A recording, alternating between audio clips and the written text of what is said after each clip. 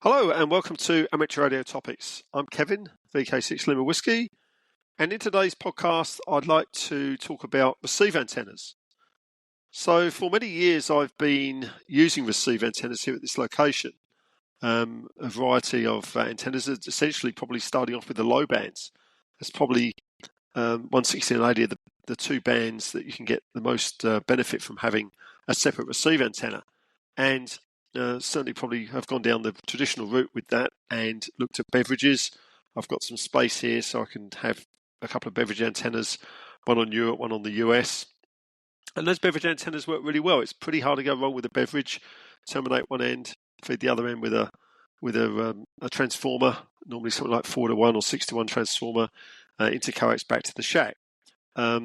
It's a proven antenna and it works well. But I was keen to just explore other antennas and see if I can get a little bit better signal to noise ratio, an antenna with a smaller format perhaps, something that was not taking up 150 or 180 meters length, because not everybody's got that space, but a receive antenna can be really useful. So I probably took a look first at things like beverage on ground. I mean, that was an antenna I have used here, and I've got fairly poor ground conductivity here. We're just on rocky soil. So the beverage on ground actually worked quite well. It was about 80 meters long. It wasn't terminated at the end. It seems to be that there's a school of thought that if you've got a beverage of a certain length, that if it's on the ground, it will kind of self-terminate. Not sure if that's completely correct or not, but in my case I didn't bother terminating it. I had a transformer at one end. It seemed fairly unidirectional towards the north. That's the direction I had it going in. It's very good for JAs on 160 and 80, and I found that to be quite a useful antenna, and it's incredibly quiet, and that's really what I was looking for. So I probably gravitated from that to things like a loop on the ground. And again, this is not a new antenna. There's plenty of information out there, public information about loops on the ground that you can go and research. Again, it's not an antenna that takes up an enormous amount of space. You can have a loop on the ground that's got a circumference of about 15 meters or 20 meters, 25 meters. It's not that critical. I think the loop on ground that I found to be most effective was something that had a circumference of around about 20 meters. Seemed to work quite well. You can make them larger. It doesn't necessarily mean you're going to get more performance. You might get a little bit more signal, or you might get some more noise. But again, it was a very, very quiet antenna, and fed with the normal step down isolating transformer at the feed point. Generally speaking, I just use 75 ohm coax back to the shack. Something like an RG6 is quite good. If I've got a long run, I use an RG11, but RG6 works quite well. So that's kind of the background to what I was trying to do with receive antennas. And because I'm quite interested in contesting and SO2R and interleaf QSOs on the HF bands, I really wanted an HF receive antenna that was better than what I currently was using with these antennas for the low bands. They will actually work on the HF bands, but the performance drops off dramatically above 14 megs. I normally get them to work fairly well up to 20 meters, but higher than that, it's not too good. So in view of that, I started trying to build a kind of hybrid arrangement, and that's something that I call a delta loop on ground. And essentially, it's a delta loop, and the base wire is on the ground, and the apex of the wire is up at around about 7 or 8 meters high. And the overall length of those was sort of around about 36, 37 meters of wire, fed in one corner, again with a step-down transformer. And with the choice of termination, you can terminate the far end. If you terminate the far end, you get some directivity away from the end that's got the resistor. So typically with those antennas, if I had a 1,000 ohm terminating resistor at the far end, then you would get certainly some good performance of 160 and 80 meters with a good front to back ratio and a reduction in the noise off the back of the antenna, which is can be important in lots of situations. It's kind of interesting here in VK6. There's not much around us. There's not much other noise. There's no close stations. There's not much short skip. So essentially, you find that on the low bands, you're not so worried about what's off the back. But if you can get some more enhancement off the front, that doesn't do any harm. And it certainly helps to cut down the atmospheric noise as well.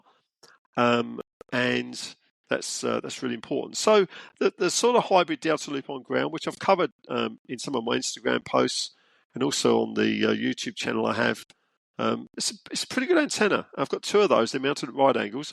They're both quite close to the house, and they're both quite close to the transmit antennas, which is what I normally try and avoid with receive antennas. I normally try and get them away from the transmit antenna to stop sort of interband interference if I'm running SO2R. It just so happens that these two, it was easier to test these up by the house because I've got some handy trees here that are quite well located. And for probably more than 12 months now, I've been meaning to move these antennas down around about 100 metres away from the house where the other receive antennas are. So the delta loop on ground was pretty good for 160, 80, quite good on 40, and quite usable on 20. Maybe not so good on 15 and 10. But they were usable. If the band was wide open, you could use those as a receive antenna on the HF bands. Generally speaking, on the HF bands, you probably need to use the preamp on the radio. Most of my loops that I use, or the beverages that I've used, I don't have a preamp at the feed point. I have played around a little bit with preamps at the feed point. It's probably a subject of another podcast. But I can normally rely upon the receive antenna preamp that's inbuilt into the radio. I normally put a couple of coax, air cord coax type chokes, or even ferrite cord chokes in the line back to the shack, just to break up any common mode problems that you might have on the line. The coax is lying on the ground. It's really not too much of an issue if you don't do that, but I have found it does help a little bit. If you're running a little bit more power, it stops some breakthrough on those receive antennas. So from the delta loop on ground, I've now sort of started to think, well, I've got to be able to do something better for the HF bands in terms of receive antenna. And the receive antennas I've currently been using are about 100 metres away from the transmit antenna. So for SO2R, with some bandpass filters in the receive line, I've found that I can pretty well get away with that running a reasonable amount of power in contests. And the bandpass filters are sort of homebrew type arrangement with a band decoder built in, and those sort of follow the radio as you switch around. More recently, I bought a Flex radio, and it's got the bandpass filters built in, which is really nice.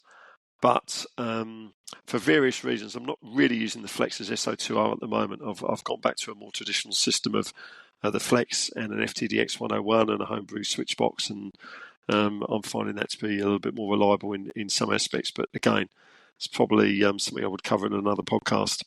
So I've built a couple more receive antennas, which are really designed for the HF bands. I've sort of tried to optimize these antennas for the HF bands, and to get these working on the HF bands a little bit better, I've got to get them up off the ground. It can't be a delta loop on ground, and the beverages don't really entirely work on the HF bands. So one of the antennas I've built is an oblong shape. It's about 18.5 meters length, and the vertical sections are about 3.35 meters high. So essentially, it's a full wavelength on 40 meters. And it's fed in the middle of one of the short vertical sections. It's only about 2.7 meters off the ground. And I found that has worked really well, or is working really well, on 20, 15 and 10, and also 40 meters. As you probably expect, it's a full wave on 40, so that's really good. And the nice thing is I've still got the beverages here, so I can compare the performance of these antennas with the beverage. And that's really useful. I certainly, when I had the delta loop on ground here and I was testing them with the beverages, it was a really good way to find out whether or not these receive antennas were really working. I knew how well the beverages would work, so if I get a small receive antenna working as well as a beverage, I was pretty happy with that. And that's more or less what I achieved with the delta loop on ground. The performance is so close to the beverage, it's probably almost not worth considering using the beverages. But I've kept the beverages anyway. It's a good. It doesn't do any harm. I've got the space. I can do that. So getting back to the HF antennas, This small oblong loop works really well. It works particularly well on 20 meters. It does have a mix of horizontal and vertical polarization. So one of the goals with this was to try and get an antenna or build an HF antenna, which was a loop because it's fairly low noise, and to try and achieve more or less vertical polarization on all the bands, which is pretty hard to do because obviously on the bands where the antenna is several wavelengths long, things split up a bit, you end up with more horizontal polarization, you end up with more ground reflection. It's not that easy just to get a vertically polarized loop covering all the bands. Although I have got another design that I will talk about shortly. So the oblong loop, yep, it works really well. It's nice and quiet. It's got good signal pickup. You can get away with the receive, one level of receive preamp on the receiver. And just to test it a bit further, which is kind of an interesting way to go about this. I mean, these antennas are receive antennas. Are not really intended to transmit on them. But I thought it'd be fun, and I have done this before, to see on these receive antennas, can I work DX? And what's more, can I work DX with QRP? And really, test the antenna out and just see whether or not it can work around the world with QRP. And I've been pleasantly surprised to find with the oblong antenna, I've worked into the US, I've worked Europe. The other morning I worked ZF1 on 20 meters on the long path, first call, with just 5 watts QRP CW. So I know the antenna is working. I know it's about as efficient as it's going to be on the HF bands. So that antenna is really good on 20, 15 and 10 meters, and also very good on 40 meters. There's some usability on the low bands as well. It works on the low bands. It's not as good as the delta loop on ground. It's not as good as the beverage, but it does work. And after doing a little bit more modeling on that antenna, I found that if I put a terminating resistor in the far end, furthest point away from the feed point in the other vertical section, then I get some directivity. It turns into a unidirectional low band antenna with a nice pattern and some front to back. So that looks like it's got a possibility to open up and to be something that I can do a little bit more work on in terms of maybe using one of those antennas like that on the low bands as well, compare it with the beverages, compare it with the delta loop on ground, see if I can get a bit more edge on the low bands with that antenna. But essentially that antenna is for the HF bands. The other antenna that I've developed for the HF bands is it's a delta loop and it's on its side. So if you take the case for a delta loop and you've got the base on the ground, the apex up in the air, this is turned through 90 degrees. So I've got the base becomes vertical and the apex is at right angles to the base, sticking out like a flag, I suppose. Probably the best way to describe it, triangular flag. So the feed point is in the middle of the vertical section. And this antenna, this is about 28 or 29 meters long, somewhere around there. It's with the way I'm feeding it with an open wire line to help me with the match into 75 ohm, it actually becomes pretty well a full wavelength on 30 meters, which is kind of interesting. It's not quite what it's designed for, but it is a full wavelength on 30 meters. It sounds pretty good. So that antenna is mounted at right angles to the oblong. It's a little distance away. It's not particularly close, but it is mounted at right angles. I've kind of done that for a reason. I'm trying to reduce the pickup on that antenna from where the transmit antennas are 100 meters away. But the interesting thing about that antenna with the modeling and the pattern, it shows that the antenna certainly on 20, 15 and 10 meters, it's predominantly vertically polarized on all 3 bands. And it's on 40 meters, it's also got a very large vertical component. In addition, it works pretty well on 80 and 160. Now, I haven't tried modeling or testing anything with this particular delta loop antenna with resistances and matching transformers or anything like that. Oh, that's probably going to come. I've just been really trying to concentrate on getting better antennas for the HF bands. I've got CQ Worldwide CW in maybe 6 weeks' time. So if I'm going to do this, I need to do it now and get these antennas sorted out. So what I've found with that particular antenna is that I've got very, very low pickup on the main transmit antenna into band. My receive bandpass filters are more than adequate to cope with any interference. The second harmonic as well is quite low. So with having horizontally polarized transmit antennas and vertically polarized receive antennas, I'm creating a situation where I've probably got a little bit more rejection into band. So pretty happy with all of that so far. The Delta Loop antenna I've also used on QRP, and I've also worked into Europe and the US with that antenna with 5 watts QRP. Now the top of that antenna is around about 12 meters high, and the bottom of the antenna is about bottom of the antenna is about a meter off the ground. It's quite low to the ground at the bottom. The top's a little bit high. I've just got that suspended in a tree. The oblong antenna, as I mentioned, is about 2.7 meters off the ground, and the top of the antenna is at about 6 meters. So again, very low to the ground.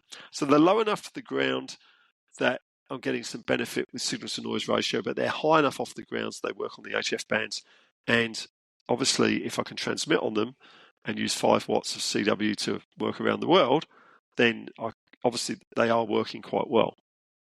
So that's pretty well where I'm at with the receive antenna journey. I need to continue on a little bit with this and do a little bit more testing. The match on all the bands for the Delta Loop antenna is very good. It's even quite workable.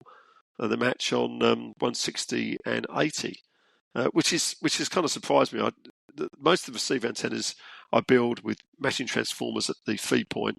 They're not necessarily matched antennas. It's nice if you can get a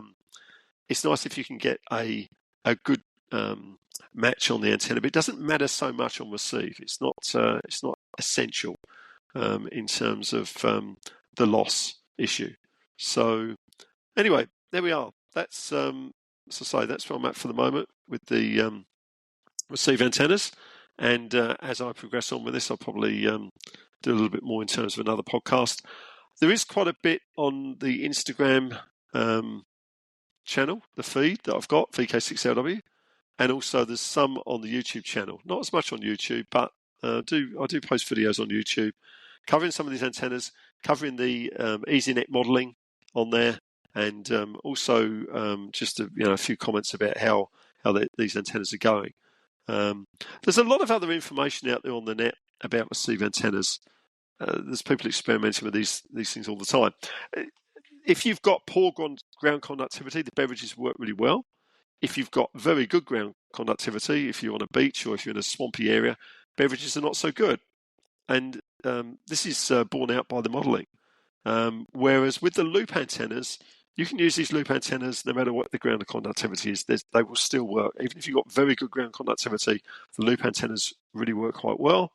And if you've got poor ground conductivity, there's not a huge amount of difference. So loops are an interesting antenna and certainly worth exploring from a receive point of view.